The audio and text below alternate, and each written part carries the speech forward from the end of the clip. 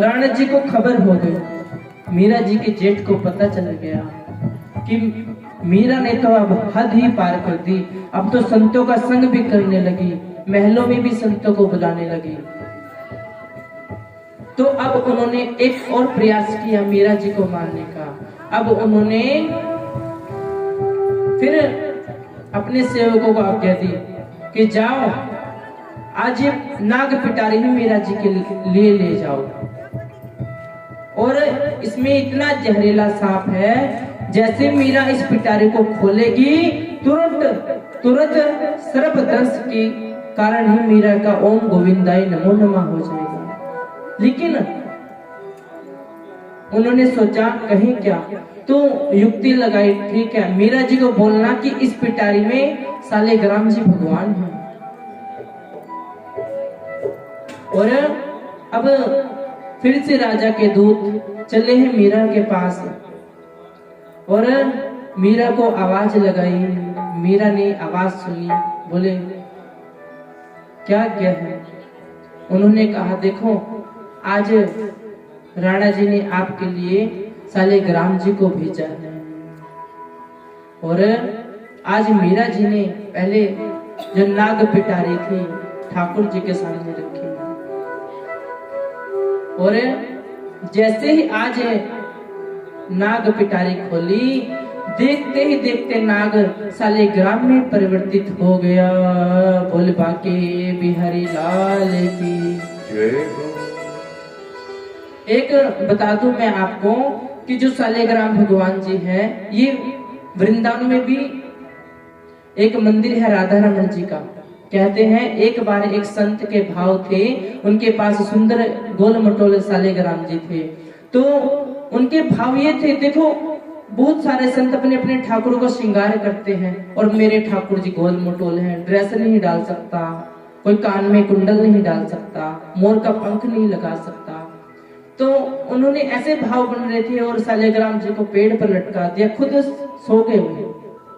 ये सत्य बात है। राधा रमन जी के मंदिर गए हो अगर आप वृंदावन में, राधा रमन जी का मंदिर है, निधिवन के पास ही है। तो अब जब उनके संत के ऐसे भाव बने, तो आज सालेग्राम जी भगवान जब भी प्रकट हो गए, बोलबा के बिहारी लाल की। तो आज सालेग्राम भगवान जी ठाकुर जी का रूप धारण कर प्रकट हो गए, और आज वही प्रकट मूर्ति वृंदावन में विराजमान है। कहते नहीं, देखा भी है अपनी आंखों से कि वो मूर्ति आज भी दिन में 3 बार रूप चेंज कर लेती है। कभी इतनी बड़ी हो जाती है, कभी इतनी बड़ी, कभी इतनी छोटी, कभी कभी तो ठाकुर जी के दांत दिखने लग जाते हैं, कभी कभी निहारते हैं ठाकुर जी को तो उनकी हंसी बिल्कुल एकदम दिखती है, कभी कभी ठाकुर जी गंभीर अवस्था में खड़े रहते हैं। आप प्रैक्टिकल भी कर लेना कि फोटो लेना ठाकुर जी के, अलग अलग 3 फोटो लेना मोबाइल में, और तीनों को आप जब देखोगे तो अलग अलग ही मिलेंगे। ऐसे ही लीलाधारी हैं।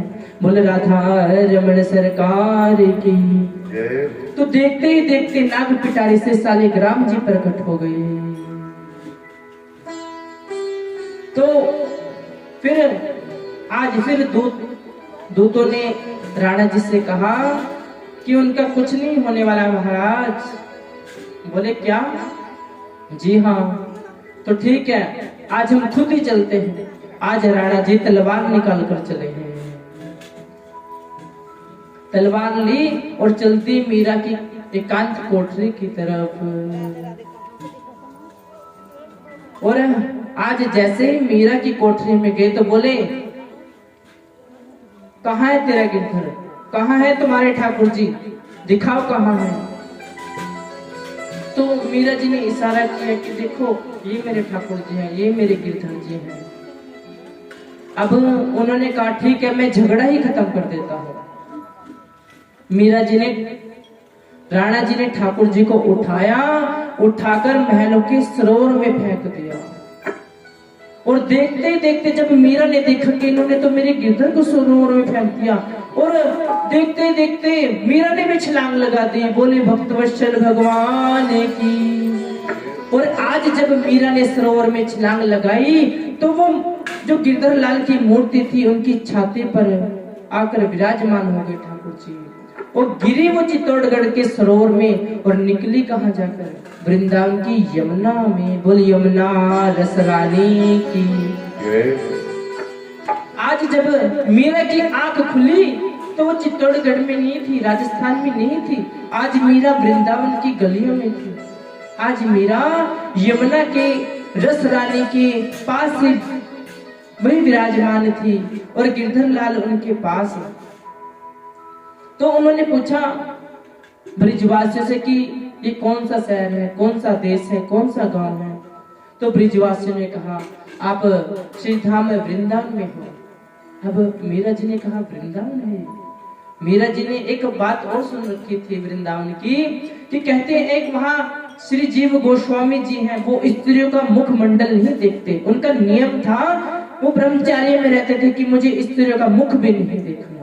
मीरा जी ने बात सुन रखी थी, विख्यात थी।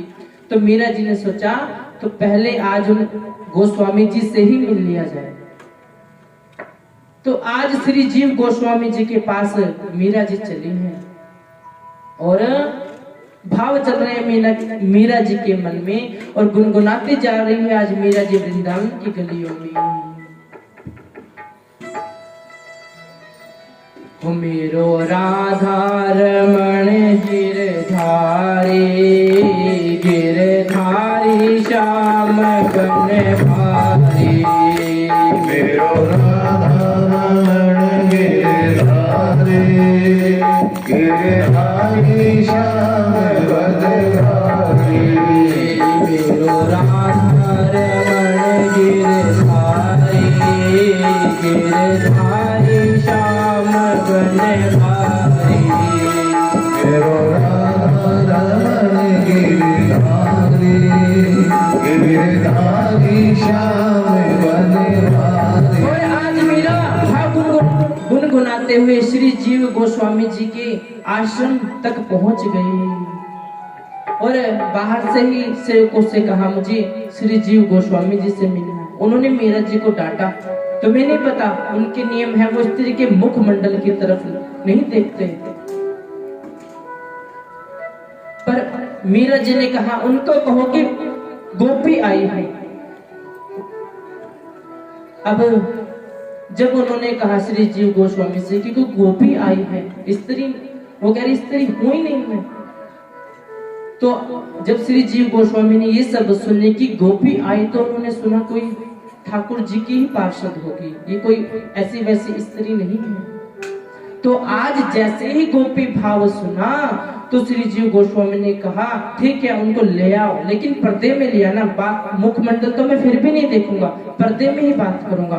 आज मीरा जी पर्दे के इधर खड़ी है, गोस्वामी जी पास खड़े हैं। तो मीरा जी ने कहा गोस्वामी जी पहले आप ये बताइए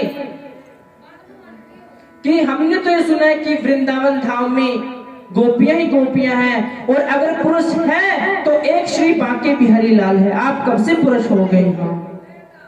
तो इतनी बात सुनकर जब मीरा की बात गोस्वामी जी ने सुनी तो आज विभोर, आत्म विभोर हो गए। बोले तू सही कहते हैं, आज तक ये सवाल किसी ने नहीं किया, सच में ही ठाकुर जी ही यहाँ पुरुष हैं और सब गोपियां हैं। आज भी वृंदावन के संत, बरसाने के संत जितने भी हैं वो गोपी भाव में ही पूजा करते हैं ठाकुर जी की, वो सखी भाव में पूजा करते हैं। और जब श्री जीव गोस्वामी जी ने गोपी भाव का इतना सुंदर वर्णन सुना। मीरा जी ने कहा और दूसरी बात सुनो कि स्वयं जब भोलेनाथ जी भी यहाँ दर्शन करने आए, वो भी गोपी भाव में आए हैं, वो भी पुरुष बनकर नहीं आए, और तुम यहाँ वृंदावन में पुरुष बने घूम रहे हो। अब जब इतने दृष्टांत मीरा जी ने दिए तो एकदम से उनकी आंखों से अश्रुपात होने लगा और बोले, जय हो तुम्हारी, मुझे नहीं लगता तुम इस धराधाम पर कोई स्त्री हो, मुझे तो लगता स्वयं तुम राधा रानी जी की स्वरूपा हो। और कहते हैं कि जो मीरा गिरधर के लिए इतना तड़प रही है, बिलख रही है, ये मीरा भी पिछले जन्म में एक गोपी थी। और जब ठाकुर जी की लीला चल रही थी तो उस समय ये ब्रज में ही, वृंदावन में ही शादी करके आई, और इनकी सास ने इनको रोक दिया कि देखो यहाँ एक नंद का लाला है, नंद का छोरा है, तुम उसकी शक्ल बिल्कुल नहीं देखना, वो तुमसे बहुत तुम्हारा घूंघट उठा उठा के देखेगा, तुम्हें छेड़ेगा, भाभी ऐसी है, भाभी वैसी है, लेकिन तुम उसकी बात में नहीं है ना। कहीं अगर तुम उसकी बात में आ गई तो समझ लेना गई अपने काम से। अब मीरा जो गोपी बनी थी उसको क्या पता, उसने सोचा सास तो यही रहती है, इसमें ही भला है।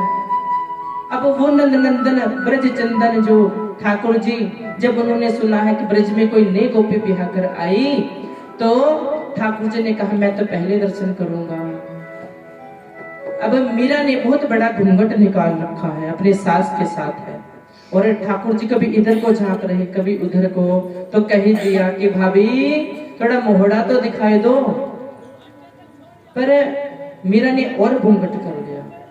अब ठाकुर जी हर बार प्रयास करते, कभी यमुना जल भरने जाती वो गोपी, लेकिन फिर वो घूंघट करके रखती। ठाकुर जी मतलब असफले रहे, मुख नहीं देख सके। अंत में ठाकुर जी की और गोपी की जब एकांत में वार्ता हुई तो ठाकुर जी ने कह ही दिया, देखो मीरा, अब मेरी बात ध्यान से सुन लो, आज तुम गोपी बनी हो, यहाँ ब्रज में ब्याह करके आए हो, आज मैं तुम्हारा मुखमंडल देखना चाहता हूँ, तुम मुझे मुख नहीं दिखा रही हो, लेकिन ये लीला कली काल में फिर होगी, तुम मेरा मुखमंडल देखना चाहोगी, तब मैं भी तुम्हें मुखमंडल नहीं दिखाऊंगा। आज वही ब्रज गोपी यहाँ